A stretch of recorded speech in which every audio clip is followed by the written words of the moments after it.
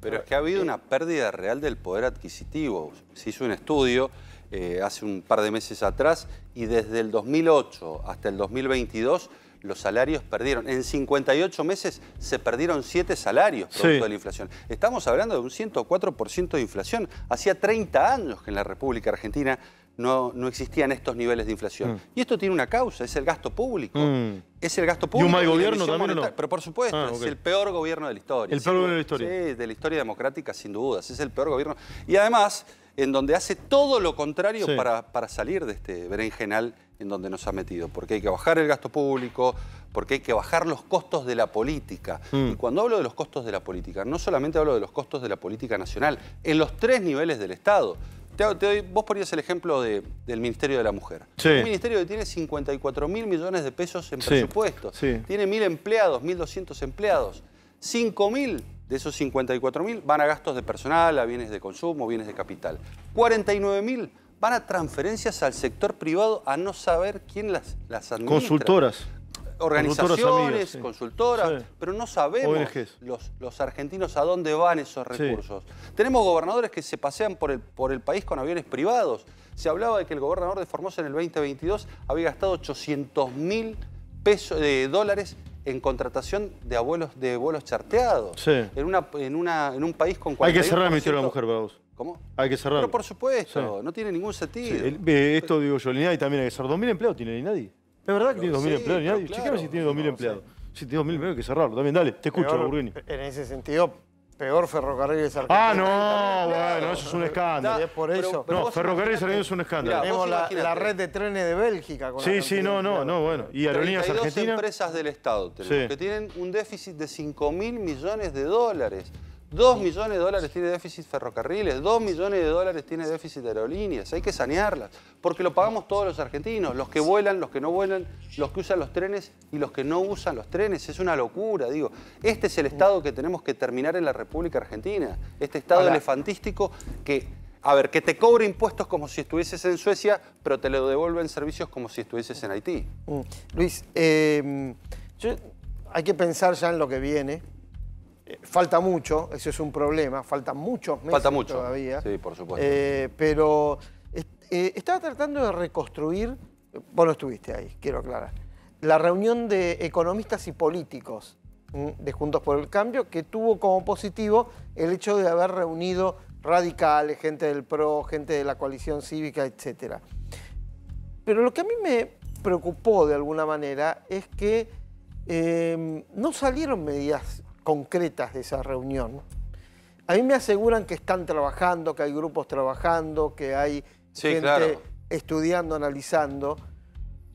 Si bien falta mucho, insisto, tengo miedo que eventualmente lleguen al gobierno otra vez, que el diagnóstico sea el adecuado, pero que por el motivo que sea, las medidas no terminen de pero aplicarse. existen consensos prácticamente cuando hablan los distintos candidatos de Juntos por el Cambio respecto de la necesidad de hacer una reforma laboral con una legislación laboral de 1970 en un mercado laboral del siglo XXI. ¿Me permitís interrumpirte en ese punto? Reforma laboral.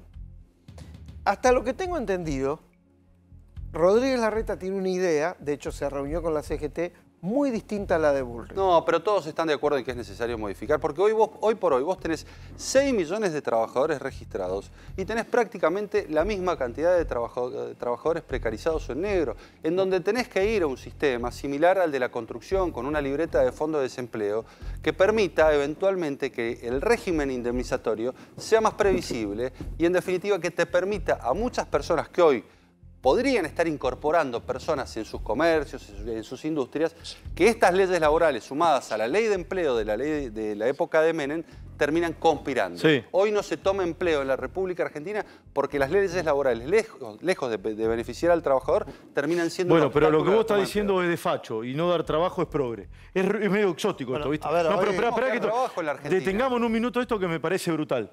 Vos no generás condiciones para que haya trabajo, no se genera trabajo de calidad ni genuino y es progre.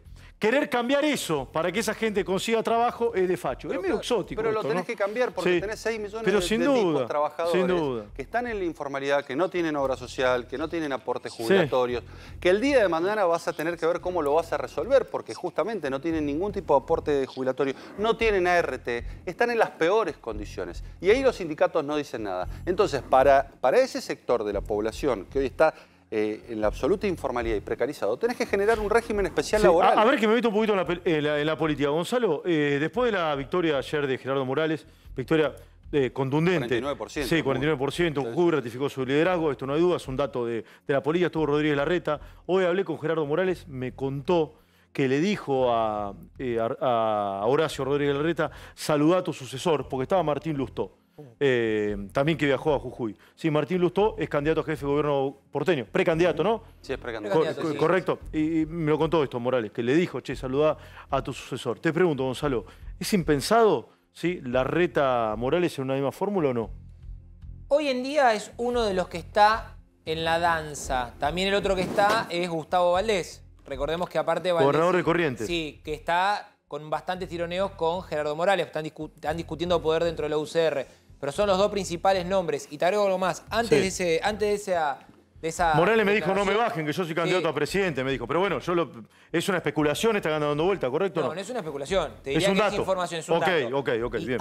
antes de esa frase hubo un encuentro a solas entre Larreta, Lustó, Jacobiti, Morales y Machiavelli, donde se habló cómo salir a hablar, ¿no? El mensaje que se iba a transmitir después en el escenario, y también se habló de lo que viene hacia adelante. Y ya que lo tenemos a Luis, Esteban, hay una elección, en Mendoza hay una cuestión clave que... 11 de junio, me 11 de junio tenemos 11 de junio. ¿Puede ser que sea uno de los primeros lugares en donde un ex dirigente, digamos, un dirigente que intentó competir con el sello del PRO, vaya en un acuerdo con Javier Milei? No, a ver. Omar de Marchi es la persona. No, por la información que yo tengo, el espacio de Javier Milei ha dicho que no va a apoyar ningún tipo de candidatura provincial, pero ese es un tema de Milei y que lo deberá resolver. Lo pasa a Prado, Milei, le gusta, porque Prado escribe en un portal, entonces pregunta que después lo pasa al portal. Toda esa cosa que al común no le importan, pero él sí, porque está... Yo compito por la gobernación contra Alfredo Cornejo en la paso de Juntos por el Cambio, lo que sería en Mendoza, Cambia Mendoza. Omar de Marchi decidió salirse a armar otro frente con kirchneristas, con gente del Frente Renovador.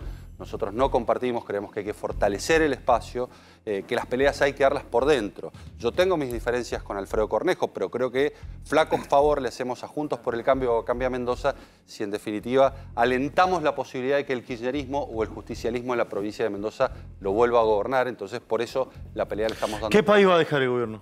Un país sin haber resuelto ninguno de los problemas que se comprometió a resolver cuando asumió. Al contrario, un país en donde se han agravado esos problemas, Esteban. Cuando vos ves inflación, pobreza, desempleo, la cuestión energética. Bueno, pero hubo una guerra. ¿Cómo? Hubo una guerra. No, bueno, pero que se dejan de poner excusas. Sí, primero era el ápero Macri, después fue ápero la pandemia, después ápero la guerra.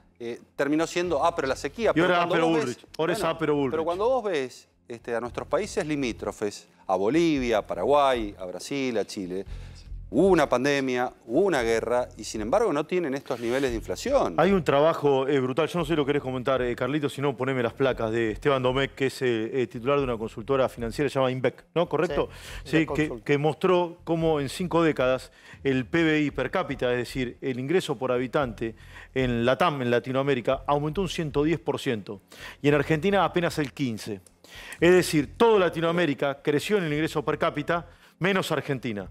O sí creció, pero infinitamente menos que en el resto de... Por supuesto. Es decir, el ingreso per cápita creció más en Bolivia, en Uruguay, en Perú, en Paraguay que en Argentina.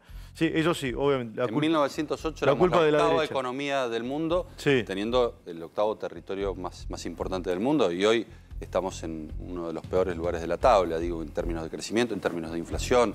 La verdad que el deterioro económico, social, producto de las políticas desde hace 70 años que se vienen implementando, fruto del populismo, estas políticas cortoplacistas que te ofrecen resolverte todos los problemas del presente, pero te terminan hipotecando el futuro. Y esto es lo que tenemos que cortar en la República Argentina, y esto es lo que tenemos que resolver también en las provincias, ¿no? Sí. Y en los municipios. Digo, yo creo que el próximo gobierno tiene que predicar con la ejemplaridad, tiene que tener mucho apoyo político en las urnas, tiene que tener mucha legitimidad, porque se van a tener que tomar reformas estructurales. Pero esas reformas estructurales que seguramente van a tensionar al sistema, la primera reforma que se tiene que hacer es la reforma y el ajuste a la política. El ajuste a la política. Yo te doy un ejemplo. En mi provincia, Mendoza.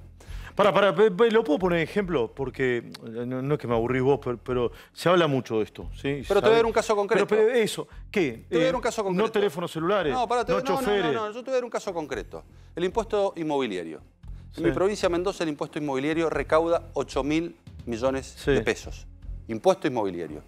¿Cuánto sale bancar a la legislatura y a todos los consejos deliberantes de mi provincia? 8.000 millones de pesos. 5.000 sale la legislatura y cada consejo deliberante te sale entre 200 y 300 millones de pesos. Vos pagás tu impuesto inmobiliario para bancar a la política. Sí, entonces, eso es lo que se tiene que terminar. ¿Te lo puedo llevar un ejemplo más concreto? Es re impopular.